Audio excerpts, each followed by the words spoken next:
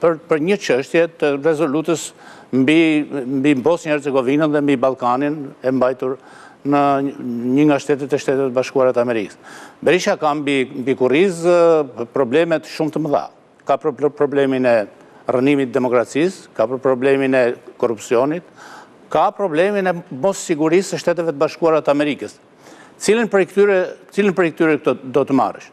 Diferenca shumë e madhe midis të dyve është kjo, që ndëse Dodik është i parapëlqyer në vendin e vet dhe është shumë i dashuruar në vendin e vet. Berisha është i urryer në Shqipëri. Domethënë është i neveritur.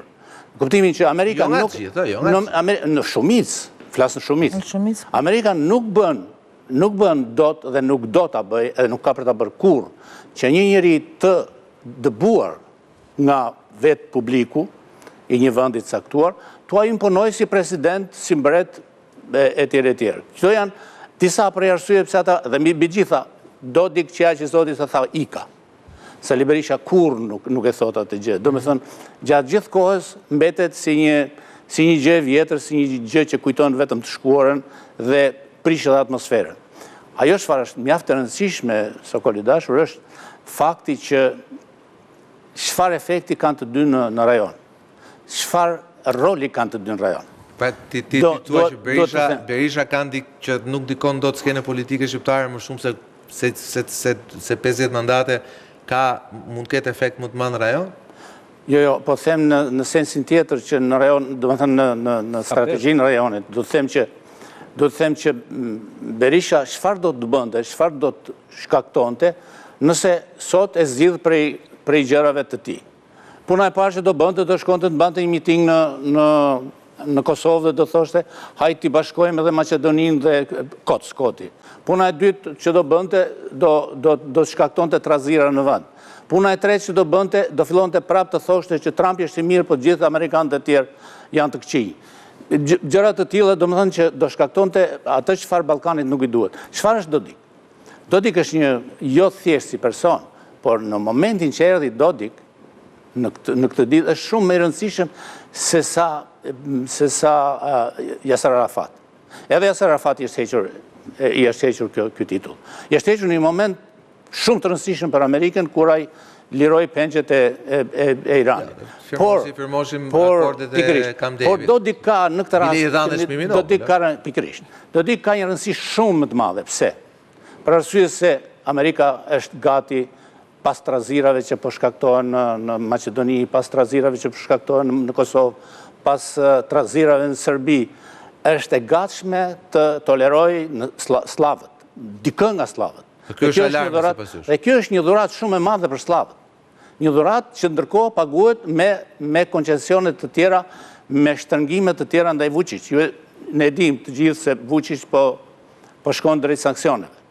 Do me thënë, politika amerikane, fjalën po e përdor ndoshta s'është në vendin e duhur, por po e përdor Dodik për të dhënë mesazhe se është prezente, jo vetëm është prezente në rajon, por është prezente edhe me guximin shumë të madh se kur vere që dikush ka sinqerisht një gjë që do të thotë se ky mund të jetë dhe bashkëbisedues me Moskën, ky mund të jetë bashkëbisedues me Serbinë, ky mund të jetë bashkëbisedues me Bosnjë Hercegovinën. Është kjo, kam shumë që po toni që Shtetet e Bashkuara u lodhëm në Vučić i cili u bënte aty presion me Dodik, dhe në fund fare ato thonë, "Okej, ti mund ta bën presion me Dodik, po ta marrim ne vetë." Pikërisht këtë gjë po them. Do të thënë, ata kanë një aset në dorë tani. Dhe ky pranoi të jetë aset i botës përparuar, domethënë i Amerikës. Dhe ky aset do të përdoret në heshtjen e vet.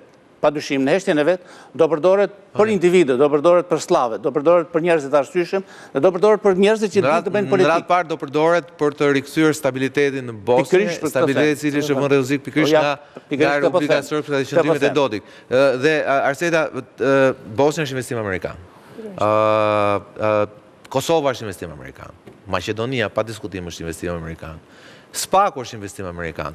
Beko dhe unë themi, mendojmë që edhe Partia Demokratike është investim amerikan. Dhe nëse flasim e sjellim fenomenin Berisha brenda temi skenës politike shqiptare, ai ka një pjesë të kësaj skene politike ku është i padiskutueshëm, ashtu siç është Dodik në Republika Srpska, e ta themi, që është Partia Demokratike. tek Partia Demokratike Sali Berisha është i pathyeshëm, i pakonkurrueshëm, i palargueshëm. Le të themi përpjekja për të larguar atë nga kreu dhe nga ndikimi i PD-s, ne jemi dëshmitar vet, kanë qenë prej vitit, mos them nga viti 92, po spaku përpjekje serioze nga viti 95 e këtej. Të gjitha kanë dështuar në të gjitha format, në të gjitha edhe momentet më të këqija të Berishës, ai ka qëndruar. Deri 11 muaj i izoluar, u rikthye, doli e mori Partinë Demokratike me sy mbyllur. Pra, le të themi amerikanët që janë kaq të edhe ata kaq këmbgulit dhe insistent në investimet e tyre, mendoni që shqetësimi i tyre tek rasti Berisha është fakti që ai nuk e lëshon PD-n? Jo vetëm që nuk e lëshon PD-n, e shikoj pak më të thellë problematikën, është fakti që nuk lejohet demokratizimi brendshëm. Pra, në një farë mënyrë, zoti Sali Berisha po e mban peng Partinë Demokratike për të zgjidhur çështjet e veta familjare. Dhe që do të thotë, kjo është autokracia e vërtet, që do të thotë ti përpiqesh në mbajtjes pushtetit dhe mbajtjes pushtetit një partie të tërë, mbajtjen peng një partie të tërë për të zgjidhur çështje që janë tërësisht familjarëve, të fëmijëve të tu, familjarëve të tu, dhe nuk e lë të lirë këto parti për të bërë zgjedhje të brendshme, të lira dhe të ndershme, dhe nga ana tjetër për t'i ofruar një vendi alternativ. Dhe jemi tek pika që nuk kemi alternativ opozitare.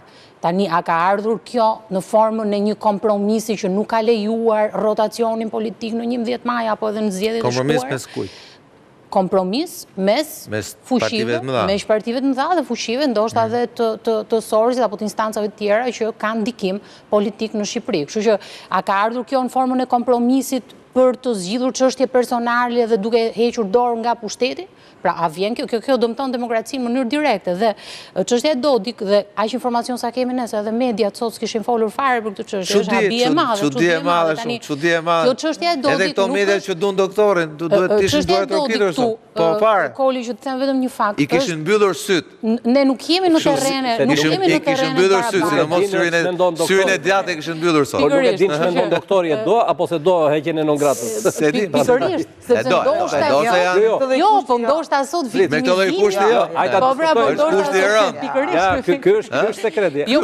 Ja ta mbaroj Arseda më mirë për ty. Viktimizimi mbase që sjell pasja e non gradës ose fshirja të fshihesh mbas gishtit, që do thotë non grada ishte që se fituam ne. Kupton, është impakti kjo. Por çështja e Dodikut do ta analizoja kështu, jo se jemi në dy terrene të njëjta, por jemi tek fakti që nga aq informacion sa kemi, është ndikimi që don Amerika të ketë sot në Ballkanin Perëndimor. Dhe vetë Amerika nuk shkon jo konform procesit të integrimit evropian në vetvete, dhe për të hequr ndikimin dhe për të patur ndikim sa më amerikan në vendet e Ballkanit Perëndimor, mendoj që kjo do ta influencojë edhe Shqipërinë, sepse Shqipëria nuk shihet si e ndarë nga Ballkani, nuk shihet si e ndarë nga rajoni. Detyrimisht, mënyra se si funksionon demokracia në Shqipëri do të afektojë edhe vendet e tjera. Kështu që kjo mbajtja peng, mendoj unë, është arsyeja pse zoti Berisha duhet japi dorëheqjen edhe ta hapi rrugën për. Po, do flasim pastaj për kushtet, se ka dhe ai kushtet e veta. Po, jo, këtu në fakt këtu do futem, doja të thoja që nëse pyesin zoti Berisha a do ai që t'ia heqë non gratën, natyrisht që do se ka paguar dhe parat aty. Me këtë kusht. Por ai do të t'ia heqë non gratën, po mos të ikë nga politika. Nëse aty prandaj paguan parat. Po prit, nëse aty i thon që okej, ta heqim non gratën, por largo nga politika, çliroj atë parti që i ke zënë frymën aty, ai nuk e pranon, nuk ma merr mendja që e pranon, se argumentat i dha kolegja më parë, nuk kam pse të zgjatem më tej, se përsërisim njëri tjetrin.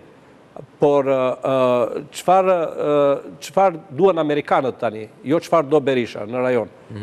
Këtu kemi qenë dhe ju e keni nxjerrë, e keni bërë editorial deklaratën që bëri Rubio para disa muajsh, ku duk si kur Amerika u zhvendos nga Shqipëria dhe nga rajoni. Pra, në fakt nuk është zhvendosur, se ata janë larguar nga një pik,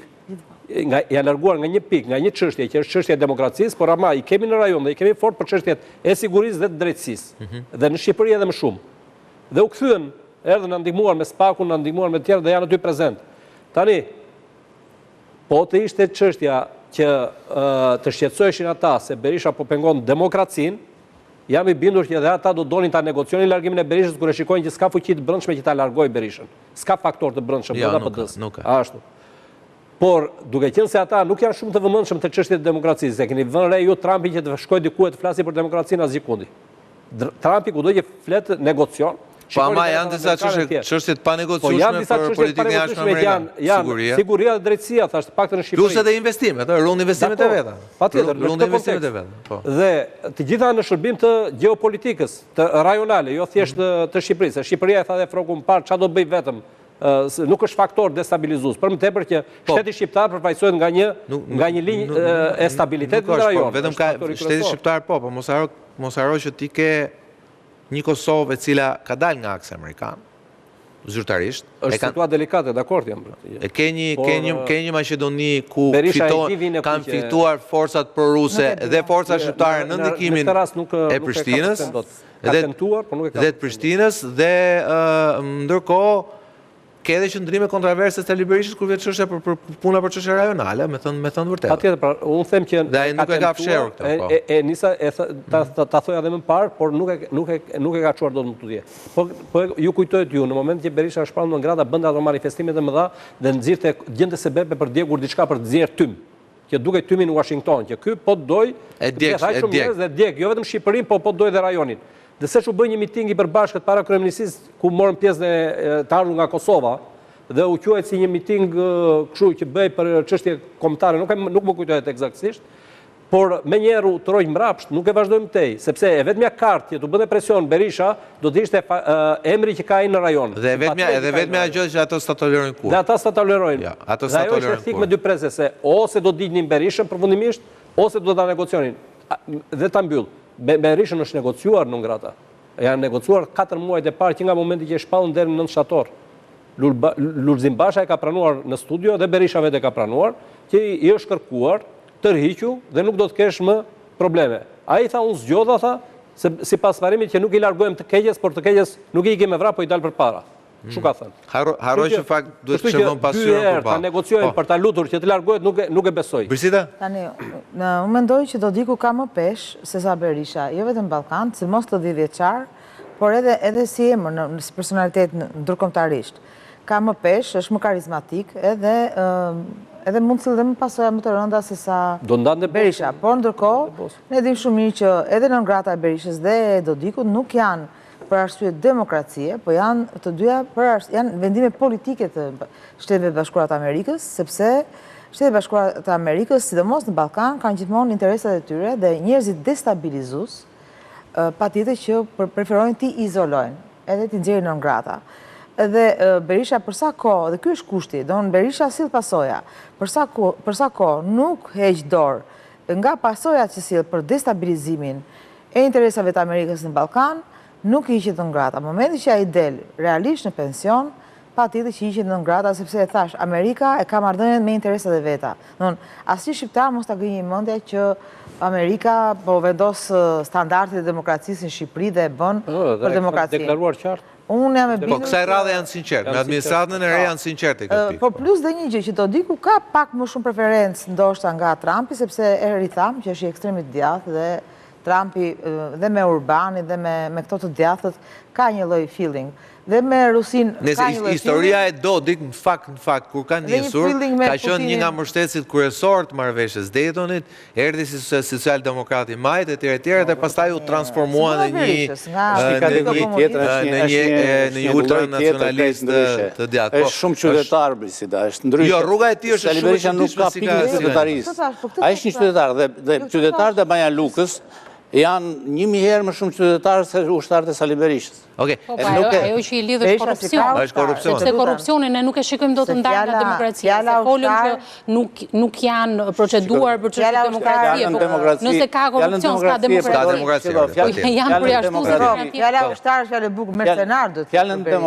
Fjalën demokraci, departamenti morali, në interesat. Nuk e përdori thjesht për rregullat demokratike. E përdori për shëmbjen e shtetit demokratik. Akoma? Domethënë, të shëmbësh shtetin demokratik do të thotë ke shkatruar stabilitetin jo vetëm Shqipëri, por edhe në Ballkan. Sepse afekton. Doja të thoya një gjë që po flasim se shiko Berishës edhe sikur të ngrihet gjithë Amerika të dojë t'ja heqë në Ngratën, nuk e heq dot. Nuk e heq se ky vetë nuk e do, nuk e do në kuptim në thonë. Tani ta pyes. Nuk është fjala për vullnet. Jo, unë mendoj që se do. Është fjala se shiko. Ai vetë jo, po familjarët janë të rinë mosh. Akti më i fundit i tij kundër vetes ishte 6 milionë. si mundet edhe mori vesh gjithë bota. Do më thënë që i ka dhënë Amerikës, ës dim se kujtja ka dhënë Amerikës, mos ja ka dhënë Donald Trumpit, ose Birit, ose Qoqës, e tjerë, se kështu jemi, kështu është e tëra gjithë gosipës është bota. Dhe të guxoj njëri sot, të heqë non gradën, se Sali Berishës do të thotë që Amerika ra, u korruptua, u shem, do më thënë u turprua, u njollos. Sali Berisha njollos gjithë shka shkon pyllin, në mes të pyllit, a i njollos pëmët që me veset e ti. Me të vërtet a them. Kështu që... Me gjitha se duhet shkoj publicitet, si shpjegohet... 6 milion që ishte për të fituar zgjedhjet, pra?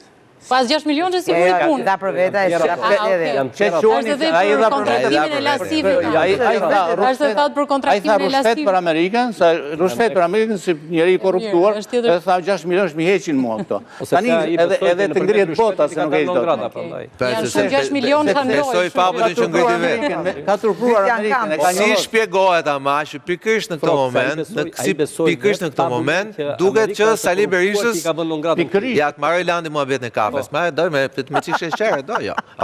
Si shpjegohet atëre që pikërisht në këtë moment, Sali Berishës i edhe